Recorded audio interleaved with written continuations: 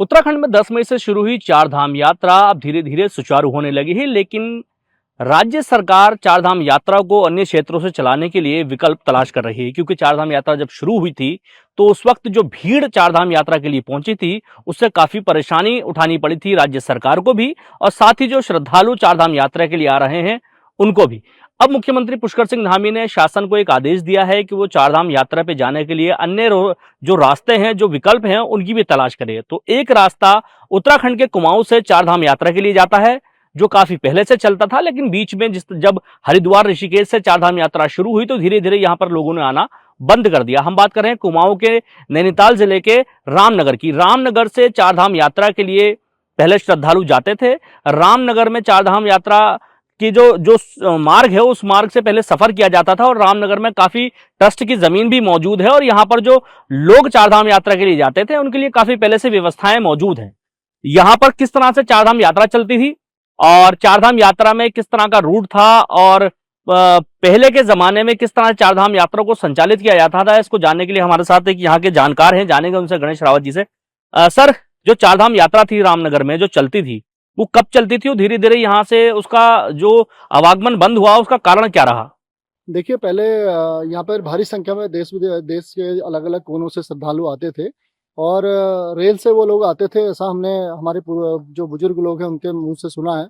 और यहाँ भारी मात्रा में रामनगर में जमीन भी है बद्रीनाथ केदारनाथ मंदिर समिति की, उसमें रामा मंदिर भी स्थित है और अन्य बहुत सारे निर्माण अब हो चुके हैं, दुकानें भी चलती हैं। तो पुराने लोग बताते हैं कि उस दौर में जो है रेल से यात्री आते थे देश के कोने कोने से, और रामनगर में पड़ाव लगता था, वहाँ पे यात्री ठहरते थे। उसके अलावा जो शहर के व्यापारी थे वो धर्मादा निकालते थे उन लोग यात्रियों की सेवा के लिए, उनके उपचार के लिए, उनके खाने पाने की व्यवस्था के लिए। यहाँ रामनगर में श्री कृष्ण धर्मशाला थी और अन्य धर्मशालाएं थी जहाँ वो यात्री रहते थे, और पड़ाव में कोसीपुरी नदी का पानी का वो लोग उपयोग करते थे। और उसके बाद यहाँ से प्रातःकाल वो लोग यात्री आगे को बढ़ते थे। तो ये पुराना क्षेत्र था, और ये लेकिन धीरे धीरे कालांतर में जब से सड़क आवागमन यहाँ से, चूंकि सड़कें जो है यहाँ से, तो ये वही सड़क है गणेश जी, जो जो ये वही मार्ग है ना जो जाता है वहां तक? बिल्कुल। ये अगर हम यहाँ से चलें सीधे तो जिसको हम ग्रीष्मकालीन राजधानी हमें बना है गैरसैंण को, तो ये चौखुटिया गैरसैंण होते हुए ये क्षेत्र कर्णप्रयाग तक जाता है, और कर्णप्रयाग से फिर जोशीमठ होते हुए हम बद्रीनाथ पहुंच सकते हैं। बहुत, अगर हम सुबह यहाँ से चलें तो शाम को हम बद्रीनाथ जी के दर्शन कर सकते हैं, इतना नजदीक यहाँ से रामनगर से। और ये आसपास के क्षेत्र के जो लोग हैं, चाहे बरेली के हों या इस तरफ के लोग हों, पीलीभीत के हों या हल्द्वानी के लोग, कई लोग इस मार्ग का उपयोग करते भी हैं। रामनगर के लोग तो इसी रूट से चलते हैं। हेमकुंड के भी बहुत सारे, हेमकुंड साहिब जाते हैं जो लोग, वो इस मार्ग का इस्तेमाल करते हैं। बाइकर्स जो हैं वो इस मार्ग का इस्तेमाल करते हैं। तो ये अगर इसको ठीक से इसका डेवलपमेंट किया जाए, सड़क का इसको चलने योग्य बनाया जाए, इसमें ज्यादा ट्रैफिक चल सके, तो मुझे लगता है बहुत बेहतरीन विकल्प होगा।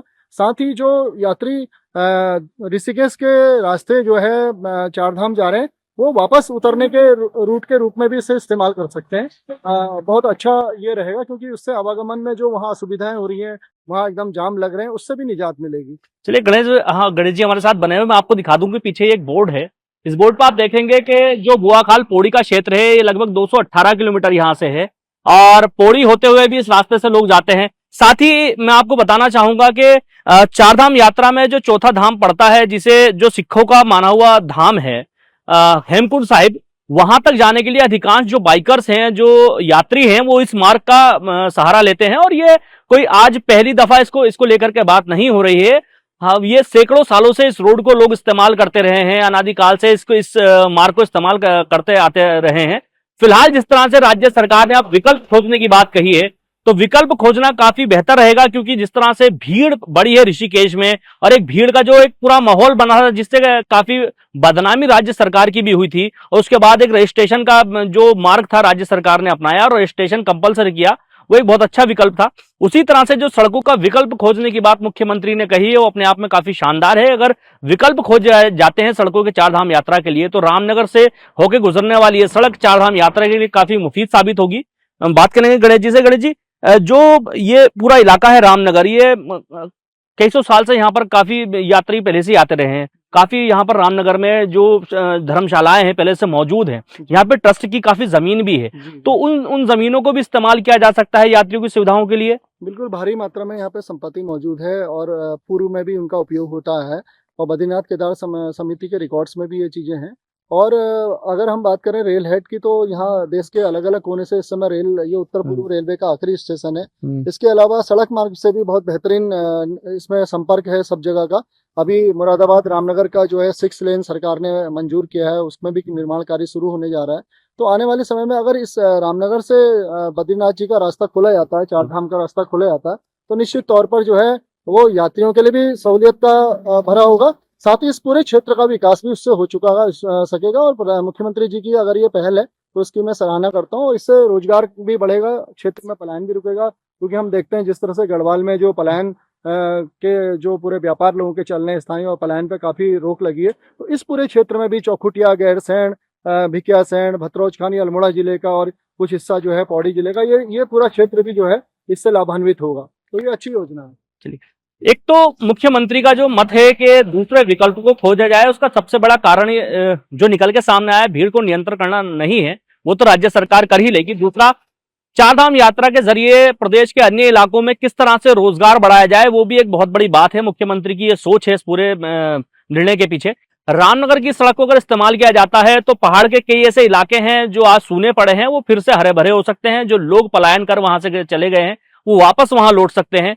चारधाम यात्रा के लिए विकल्प के तौर पर रामनगर से होकर गुजरने वाली यह सड़क काफी मुफीद साबित होने वाली है राज्य सरकार के लिए और उन यात्रियों के लिए जो चारधाम यात्रा पर दर्शन करने चारों धामों के जाना चाहते हैं।